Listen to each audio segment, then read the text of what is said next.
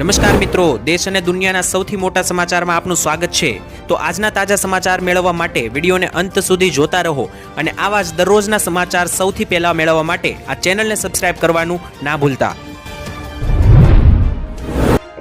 तो मित्रों आज प्रथम समाचार विषय बात करें तो गुजरात पर शुरू थयेलो वरसाद हजू जे छे ते आगामी 48 कलाक सुधी गुजरात पर भूका बोलावशे तेवी नवी आगाही सामे आवी रही छे। खास करीने गुजरात पर लगातार खतरो वधी रह्यो छे। वावाझोडाने लईने पण सौथी मोटा समाचार सामे आवी रह्या छे, त्यारे वास्तविकता शुं छे अने गुजरातमां शुं थवानुं छे आगामी 2 दिवस तेना विषे वात करीए तो मित्रों हवामान निष्णात अंबालाल पटेले गुजरातमां लांबा समय सुधी कमोसमी वरसाद हजू पण नोंधायेलो रहेशे तेवी भविष्यवाणी करी छे। आगमवाणी करता मित्रों सौथी मोटा समाचार सामे मळ्या छे।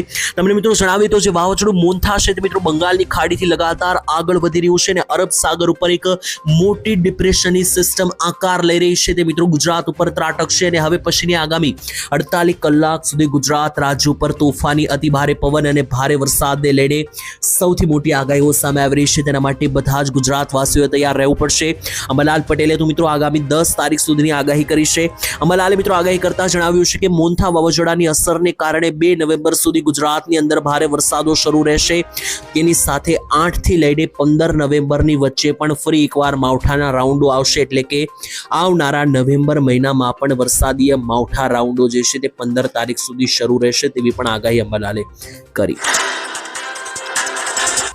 तो ત્યાર પછીના મહત્વના સમાચાર મિત્રો વાત કરીએ તો સરકાર બે મોઢે બોલે છે તેવું પાલ અંબલિયા દ્વારા કહેવામાં આવ્યું અને ગુજરાત રાજ્યમાં જે વરસાદો પડ્યા તેમાં ખેડૂતોને માઠું નુકસાન ગયું છે। તો સર્વે કરવાની જગ્યાએ સીધી ખેડૂતોની લોન માફ પણ કરવામાં આવે તેવી પણ માગણી કરવામાં આવી। તેના વિશે વાત કરીએ તો ગુજરાતના કિસાન કોંગ્રેસના ચેરમેન પાલભાઈ આંબલિયા રાજ્ય સરકારના કૃષિ રાહત પેકેજની જાહેરાતો અને સર્વે પ્રક્રિયા ઉપર તેમણે મોટા પ્રહારો કર્યા।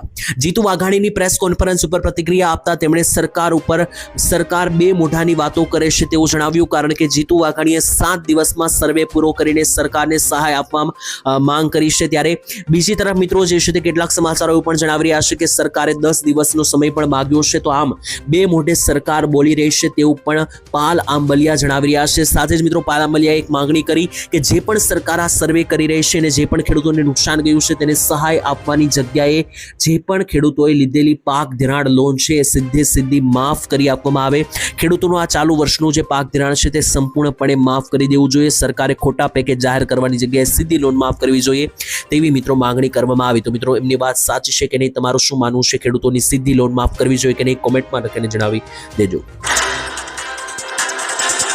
तो ત્યાર પછીના મહત્વના સમાચાર મિત્રો વાત કરીએ તો હર્ષ સંઘવીના કડક નિયમો લાગુ, ગુજરાતવાસીઓ થઈ જાય સાવધાન, કારણ કે કરવામાં આવી હતી મોટી જાહેરાત। મિત્રો જાહેરમાં પાન મસાલા ખાઈને થૂંકતા લોકોને ગૃહ રાજ્યમંત્રી હર્ષ સંઘવી દ્વારા ચેતવણી આપવામાં આવી હતી। ત્યારે જાહેરમાં થૂંકનાર કે બસમાં કચરો કરનારને દંડ ફટકારવામાં આવશે તેવી પણ જાહેરાત કરવામાં આવી। તેની સાથે હર્ષ સંઘવીએ મિત્રો એસટી બસ અને જાહેર જગ્યાએ સ્વચ્છતા જાળવવાની ગુજરાતવાસીઓને અપીલ કરી છે, સૂચના આપી છે। સાથે જ પાન મસાલા જે છે પાન માવા છે તે ખાવા જ ન જોઈએ તેવી પણ સૂચના આપી સંઘવીએ।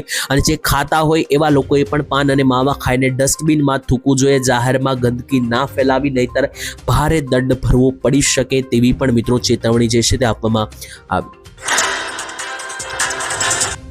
तो ત્યાર પછીના મહત્વના સમાચાર વિશે વાત કરીએ તો જો તમારું પાન કાર્ડ અને આધાર કાર્ડ હોય તો આ સમાચાર ખાસ જાણી લેજો, નહીતર 1 મહિનાની અંદર તમારું પાન કાર્ડ બંધ થઈ શકે, જેથી તમારા ઘણા બધા કામો પણ અટકી શકે।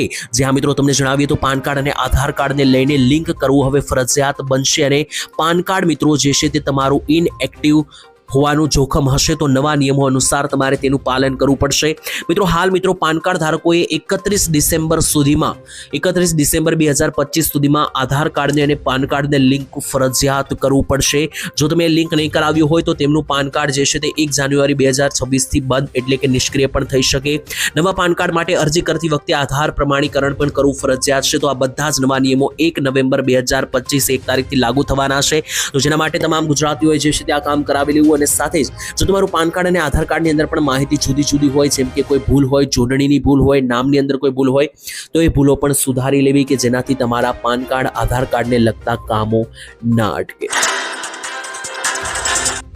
તો ત્યાર પછી મહત્વના સમાચાર જોઈએ તો અંબાલાલે કરી ડરામણી આગાહી આગામી 2 વર્ષ ગુજરાત રાજ્ય માટે ભારે તોફાની રહેવાના છે તેના માટે ગુજરાતીઓ અગાઉ તૈયારી રાખજો તેવું કહેવામાં આવ્યું જ્યાં મિત્રો અંબાલાલ પટેલના મતે મીન રાશિનો શનિ દેશ અને દુનિયામાં ચક્રવાત માટે જવાબદાર બનશે તેવી આગાહી કરવામાં આવી છે મિત્રો અંબાલાલ અવારનવાર આગાહીઓ કરતા હોય છે અને એની આગાહી 99% સાચી પડતી હોય છે ત્યારે અંબાલાલે વર્ષ 2027 સુધીની એટલે આગામી 2 વર્ષ સુધીની આગાહી કરી જેમાં અંબાલાલે મિત્રો સ્પષ્ટપણે સમજાવ્યું કે 2027 સુધી ચક્રવાત અને તોફાનો ઊભા થશે અને આ ચક્રવાતો વાવાઝોડો પાછલા વર્ષોના તમામ રેકોર્ડ તોડશે એટલે કે મિત્રો બધા જ રેકોર્ડ તોડનારા વાવાઝોડાઓ ગુજરાત રાજ્ય પર તૂટી શકે અને ભવિષ્યમાં મિત્રો મોટી જાનહાનિ અને માલહાનિના સંકેતો પણ આપી રહ્યું છે તેવું પણ મિત્રો અંબાલાલે જણાવ્યું શનિ છે મિત્રો એ આ સ્થિતિના કારણે સમુદ્રમાં ઊંચા મોજા ઉછળી શકે અને સુનામી જેવી પરિસ્થિતિઓ પણ નિર્માણ થઈ શકે તેવી અંબાલાલે આગાહી આપી છે તો મિત્રો આગામી 2 વર્ષ માટે વાવાઝોડા ચક્રવાતો અને સુનામી જેવી ઘટનાઓ બની શકે 2027 સુધીમાં તેવી મિત્રો જે છે તે અંબાલાલે આગાહી કરી છે અને મોટા ભાગે અંબાલાલ પટેલ દ્વારા મિત્રો જે પણ આગાહીઓ કરવામાં આવતી હોય છે તે સાચી પણ પડતી હોય છે અગાઉ જે ભારત પાકિસ્તાનનું યુદ્ધ થયું 5મા મહિનામાં ત્યારે પણ મિત્રો અંબાલાલે આગાહી કરી હતી અને તે પણ મિત્રો સાચી પડી હતી તો આ વખતે મિત્રો હવે જોવાનું રહ્યું કે આ આગાહી સાચી પડે છે કે પછી નહીં ત્યાર પછીના મહત્વના સમાચાર જોઈએ તો ખેડૂતો માટે રાહતના સમાચાર જીતુ વાઘાણી કૃષિ મંત્રીએ કરી મોટી જાહેરાત અને હવે જે પણ ખેડૂતોને પાક નુકસાની સહાય ગઈ છે તેને લઈને હવે શું આગળ સરકાર સહાય આપી રહી છે તેને લઈને મોટો ખુલાસો કરવામાં આવ્યો કૃષિ મંત્રી જીતુભાઈ વાઘાણીએ કહ્યું કે અમારા અંદાજ મુજબ આ વર્ષની અંદર એટલે કે જે આ વર્ષ મિત્રો ચાલી રહ્યું છે તેમાં જે આ કમોસમી વરસાદ દિવાળી પછી આવ્યો તેને કારણે 10 લાખ હેક્ટરથી વધારે જમીનની અંદર નુકસાની ગઈ છે ત્યારે જે પણ વિસ્તારોમાં નુકસાની ગઈ છે ત્યાં ઝડપથી નાણાકીય સહાય જે છે તે પૂરી પાડવામાં આવશે તેના માટે એસડીઆરએફની ટીમ અને એસડીઆરએફને સાથે સરકાર તરફથી પણ મિત્રો ભંડોળમાંથી પૈસા આપવામાં આવશે અને સરકાર મિત્રો અત્યારે નવી ટેકનોલોજી દ્વારા સર્વે કરી રહી છે નવો ટેકનોલોજીનો ઉપયોગ પણ કરવામાં આવશે તેવું કહેવામાં આવ્યું છે કે જેનાથી સર્વે જે છે તે વહેલો પૂરો કરીને તાત્કાલિક ખેડૂતોને સહાય રાહત પેકેજ તરીકે રૂપિયા આપવામાં આવશે જેથી ખેડૂતોએ ચિંતામુક્ત રહેવું તેવી પણ કૃષિ મંત્રી જીતુ વાઘાણીએ સૂચના આપી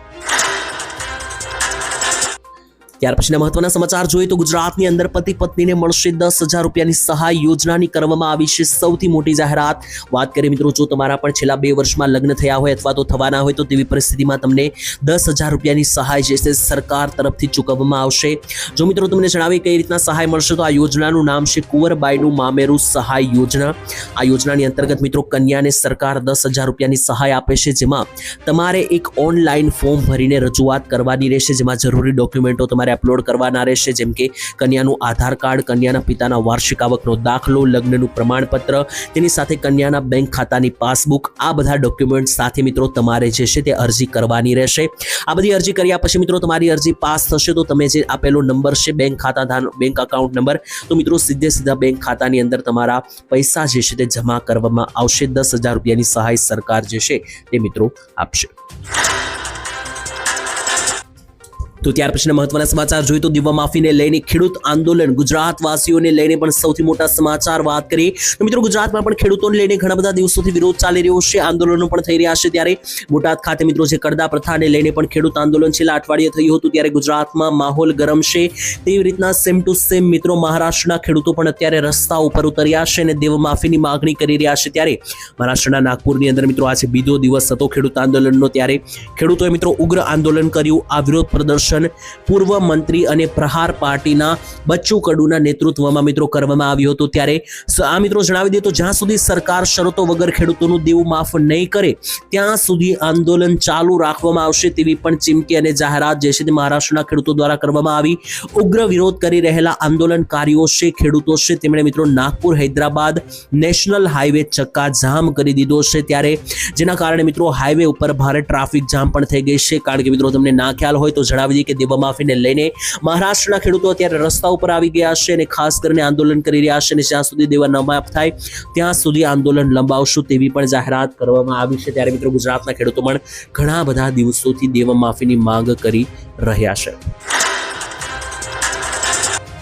તો ત્યાર પછીના મહત્વના સમાચાર વિશે મિત્રો વાત કરીએ તો સરદાર પટેલની મિત્રો જન્મ જયંતિ આવી રહી છે, ત્યારે મિત્રો તેને લઈને સૌથી મોટા સમાચાર ગુજરાતના જે લોખંડી પુરુષ કહેવાતા મિત્રો સરદાર પટેલની જન્મ જયંતિ 150મી, ત્યારે 31 ઓક્ટોબર 2025ના રોજ સરદાર પટેલની 150મી જન્મ જયંતિ છે, તેને લઈને મોદીજી ગુજરાત પ્રવાસે છે, ત્યારે મિત્રો જે છે એક મોટી ઘટના બની છે. જણાવીએ તો મિત્રો અમદાવાદની અંદર અને ગાંધીનગરના વિસ્તારો વિશે વાત કરીએ તો મિત્રો સરદાર પટેલની જન્મ જયંતિ નિમિત્તે ગાંધીનગરના અલગ અલગ વિસ્તારોમાં જે લગાવવામાં આવેલા પોસ્ટર છે સરદાર વલ્લભભાઈ પટેલના, ત્યારે મિત્રો આ પોસ્ટરોને ફાડી નાખવામાં આવ્યા હતા. કેટલાક મિત્રો અસામાજિક તત્વો છે તેમણે મિત્રો આ કાર્ય કર્યું, જેના પગલે સરદાર પ્રેમીઓમાં અત્યારે રોષનો માહોલ છે.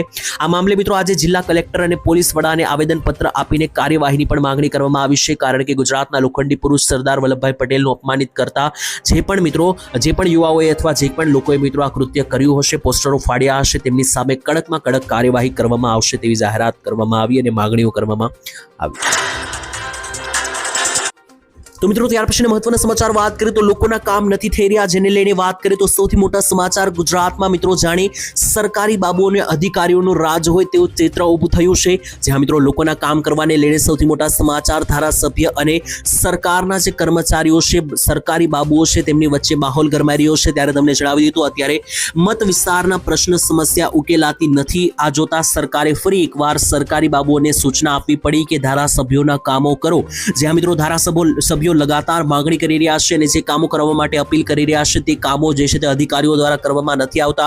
ધારાસભ્યોએ મિત્રો બળાપો ઠાલવતા સરકાર જાગી. હાલ ભાજપના ધારાસભ્યોએ જ મિત્રો વિવિધ પ્રશ્નો મુદ્દે સરકારને કરેલી રજૂઆતોના પત્રો વાયરલ કરતા થયા છે. જેમ કે થોડા દિવસ પહેલા ધારાસભ્ય હાર્દિક પટેલે વિરમગામમાં ગટરની સમસ્યાનો ઉકેલ ન આવતા આંદોલનની સરકારને પણ ચીમકી ઉચ્ચારી હતી. અને ઘણી બધી વખતે મિત્રો એવું થાય છે ધારાસભ્ય મિત્રો રોડ રસ્તાઓ સુધારવાની પણ અપીલ કરી રહ્યા છે, પરંતુ સરકારી અધિકારીઓ જાણે પોતાનું રાજ હોય તેવું મિત્રો ઘણી વખત કરતા હોય છે. અને મિત્રો સરકારી બાબુઓ જે છે તે લોકોના કામ કરવા માટે આળસુ છે અને લોકોના કામો ટાઈમસર થતા નથી તેવી લગાતાર લોકોની ફરિયાદો આવતી જોવા મળી હતી. તો ત્યાર પછીના મહત્વના સમાચાર જોઈએ તો 2000 રૂપિયાનો હપ્તો જે છે તે આ તારીખે આવશે. દરેકે દરેક ગુજરાતવાસીઓ તૈયાર રહેજો અને આ કામ ફરજિયાત અત્યારે જ પતાવી લેજો.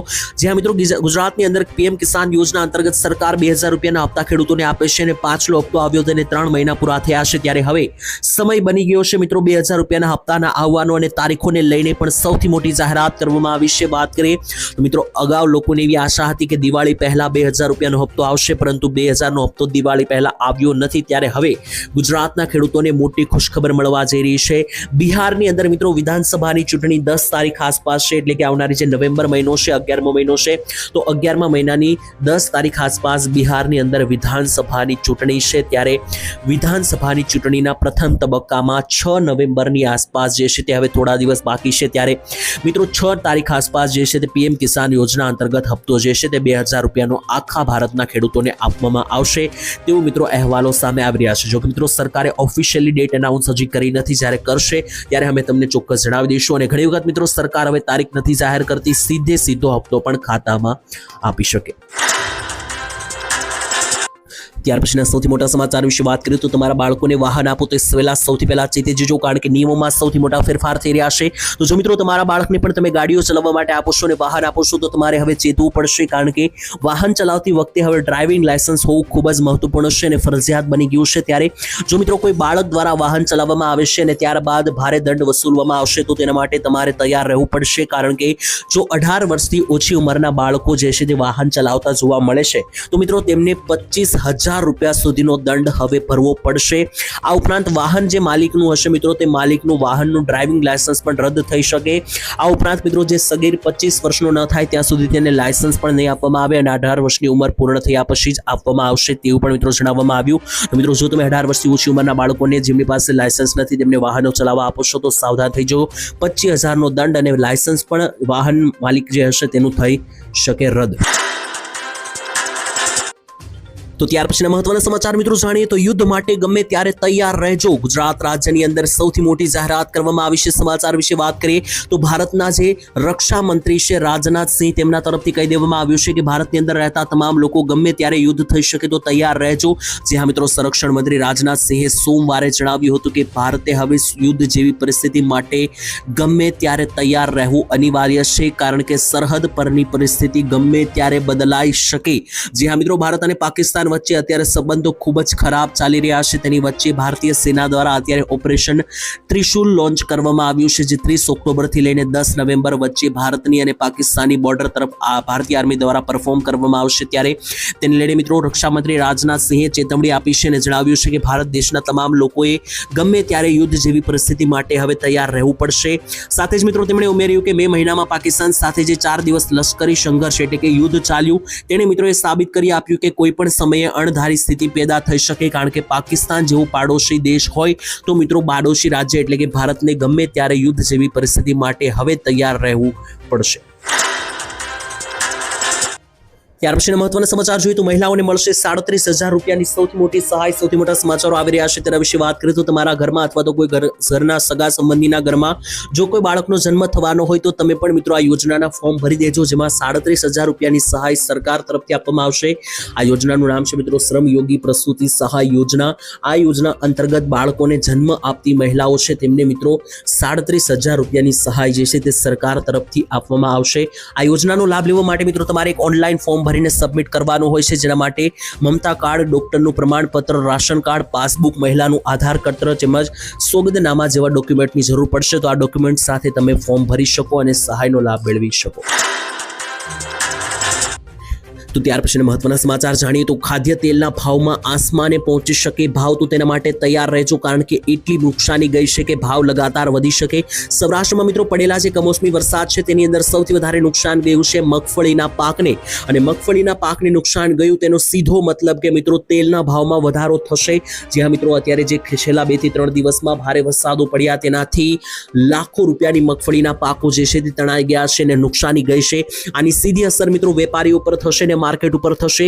વેપારીઓનું મિત્રો માનવું છે કે જે પાક નુકસાન થયું છે તેને કારણે મગફળીમાં ભારે નુકસાન ગયું અને તેની સીધી અસર પડશે તેલ ઉપર.